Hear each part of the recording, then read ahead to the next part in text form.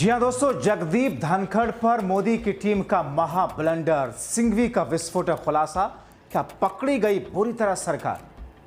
बहुत स्वागत है आप सभी का। आप देख रहे हैं द राजनीति का विशेष सेगमेंट खबर और विश्लेषण। मैं हूं जब्बार खान।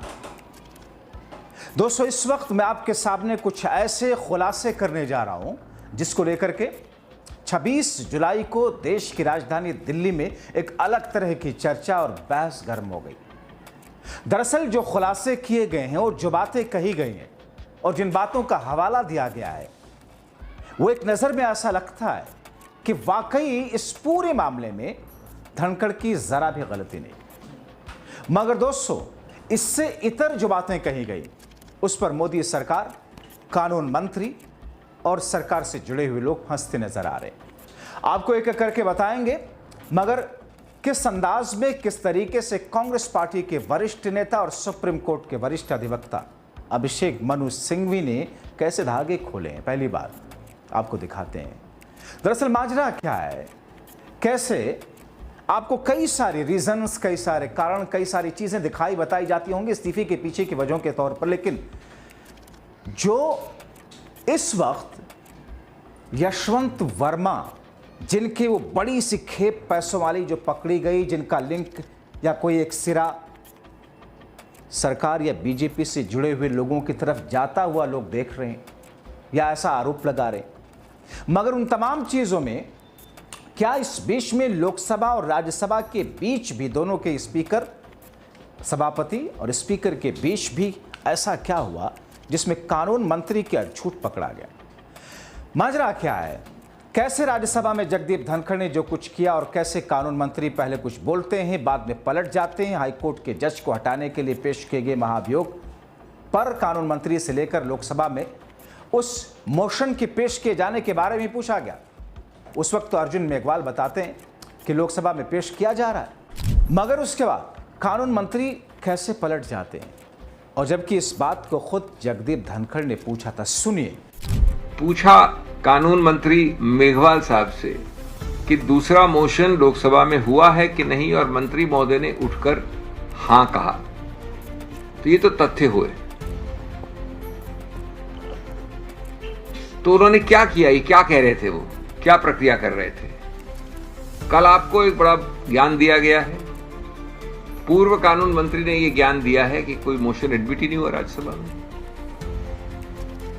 याद है आपको? तो अगर ये है तो ये प्रक्रियाएं जो थी माननीय अध्यक्ष राज्यसभा की, इतना बड़ा वक्तव्य देने की, motion, set in motion the process, पूछा कि वहां भी है कि नहीं, वहां अगर है तो प्रक्रिया ये होगी, और लॉ मिनिस्टर मेघवाल ने हां कहा।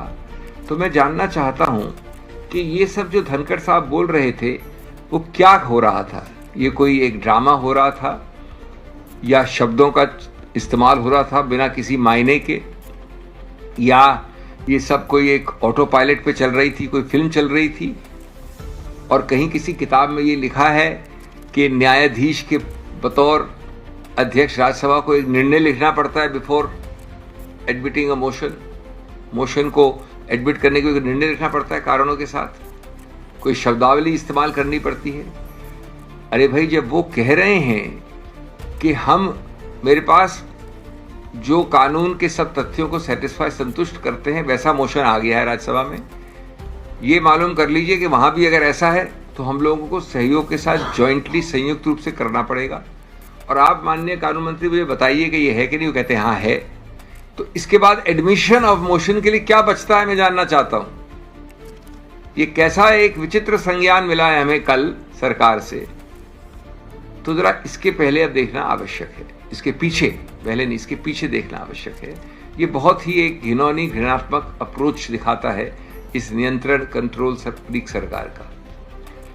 पहले मैं आपको बताऊं, पहला मुद्दा जो मैं ले रहा इस संदर्भ में क्या हुआ, मैंने आपको बता दिया। आपने सुना दोस्तों, किस तरीके से बताएगा कि खुद जगदीप धनखड़ ने इस बात को पूछा कानून मंत्री से, उन्होंने बताया कि हाँ साहब वहां पर ऐसा हो रहा है, बाद में पलट जाते हैं। मगर दोस्तों, कानून मंत्री संसद में अपने वक्तव्य को लेकर के किस तौर पर पकड़े गए, और बाद में इस बीच में ये सारी की सारी प्रक्रिया चली रही थी कि वो पलटे, और इसी बीच में धनखड़ का इस्तीफा आ गया था। कैसे, सुनिए सुप्रीम कोर्ट के सीनियर अधिवक्ता कांग्रेस पार्टी के दिग्गज से। दोनों अध्यक्ष दोनों हाउसेस के, यानी माननीय स्पीकर ओम बिरला और माननीय अध्यक्ष धनखड़ जी उस वक्त जो थे, मिलजुल कर एक समिति जिसको स्टैट्यूटरी कमिटी ऑफ इंक्वायरी कहते हैं बनाएंगे। तो इसका मतलब क्या हुआ? इसका मतलब हुआ कि कानून द्वारा लिखा गया था इस बात को पहले से सोच समझ के, एंटीसिपेशन में, कि समन्वय, सहयोग, स्पष्टता और सामंजस्य के साथ दोनों एक साथ काम करेंगे हाउस। ये तो बड़ी अच्छी बात है। इसमें कोई स्पर्धा नहीं थी कानून में कि मेरी स्पर्धा है उस दूसरे हाउस से कि मैं आगे निकल जाऊं या पहला हाउस पहले निकल जाए। सद्भाव था। क्यों? क्योंकि जब गंभीर मुद्दा है ऐसा किसी का इम्पीचमेंट, तो दोनों हाउसेस को साथ चलना चाहिए। ये बात बड़ी स्पष्ट है, पहला मुद्दा। दूसरा, उसके कुछ समय बाद धनखड़ जी इस्तीफा दे देते हैं। घोषित शाम को होता है लेकिन इस्तीफा दे देते हैं, और उस वक्त कभी नहीं कहते माननीय रिजिजू जी या मेघवाल जी की कोई ऐसा मोशन ही नहीं था, एडमिट ही नहीं हुआ। आज हम इसको ज्ञान सुन रहे हैं, संज्ञान और ज्ञान को, कल 4-5 दिन बाद। और जैसा मैंने कहा कि एक तरफ तो धनखड़ जी का जो चुप्पी है वो सबसे ज्यादा बोल रही है। धनखड़ जी की चुप्पी को हिंदी में सुवक्ता कह सकते हैं, मतलब एलोक्वेंट है। और दूसरी तरफ ये प्रश्न उठता है कि इतना बड़ा वक्तव्य देके माननीय कानून मंत्री से पूछकर अगर मोशन एडमिट भी नहीं हुआ तो क्या कोई शैडो बॉक्सिंग कर रहा था, कोई ड्रामा कर रहा था, कोई एक अजीबोगरीब एक मूवी चल रही थी क्या वहां पर? तीसरा मुद्दा ये दर्शाता है इस सरकार, इस सत्तारूढ़ पार्टी की असुरक्षा, इनसिक्योरिटी। उनको संवैधानिक प्रक्रिया से कोई संबंध नहीं है, उनका राजनीतिक, न्यायिक जवाबदेही से कोई संबंध नहीं है, उनका एंटी भ्रष्टाचार अभियान से कोई रुचि नहीं है। उनको एक चीज है सिर्फ, सरकार को और सत्तारूढ़ पार्टी को, कि कैसे हमारी शर्मिंदगी बचे कि किसी और ने इसमें पहल की, यानी कांग्रेस ने और अन्य पार्टियों ने पहल की। हमको अपनी पहल चाहिए, हमको अपना नियंत्रण चाहिए, हमको अपनी कंट्रोल फ्रीकिज्म चाहिए। हमें अपनी शर्मिंदगी बर्दाश्त नहीं हो सकती कि कोई और आदमी, ये नहीं है कि सिद्धांतों का कुछ मुद्दा है इसमें।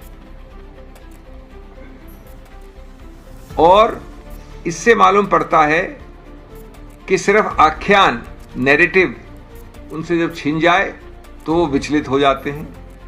जैसा मैंने कहा, तीनों बिंदुओं में उनका कोई इंटरेस्ट नहीं है। संवैधानिक सिद्धांत, संवैधानिक प्रक्रिया, समन्वय, सद्भाव का ये प्रावधान जिसपे दोनों को साथ वर्क करना है हाउसेस को। और आज आफ्टर थॉट के तौर पे कल माननीय रिजिजू जी ये वक्तव्य देते हैं, तो ईमानदारी, भ्रष्टाचार के विरुद्ध अभियान का कोई उनको फर्क नहीं पड़ता। दोस्तों, अब जरा इसको आप रिवर्स में जाइए, इसको शुरू से समझने की कोशिश कीजिए।